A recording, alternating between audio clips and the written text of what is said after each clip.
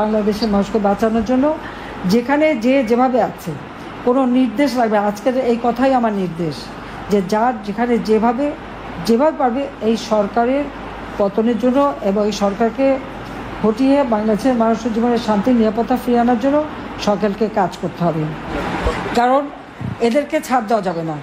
আজকে আমার আওয়ামী লীগের নেতা কর্মীদের গায়ে যারা হাত দিয়েছে তাদের ছাড় দেওয়া যাবে না। ছেলেকে পাবে না, মাকে মারবে, হত্যা করবে, বাবাকে লাঞ্ছিত করবে, ভাইকে করবে, ঘর পুড়িয়ে দেবে, লুটপাট করবে। এই লুটপাট করে কারা কোথাও কোন সম্পদ নিয়েছে সব খুঁজে বের করতে হবে। এই জন্য প্রত্যেকটা এলাকায় যারা সংযুক্ত আছে আমি তাদেরকে বলবো এবং আপনারা সবাইকে আমার এই বার্তাটা পৌঁছাবেন।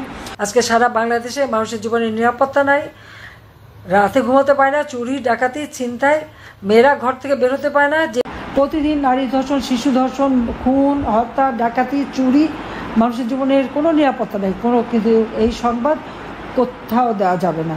আজকে বাংলাদেশকে নিয়ে এই খেলা খেলে যাচ্ছে এই খুনি জঙ্গি ইউনূস এবং তার উপদেষ্টা এবং তার ওই সমন্বয়কারী।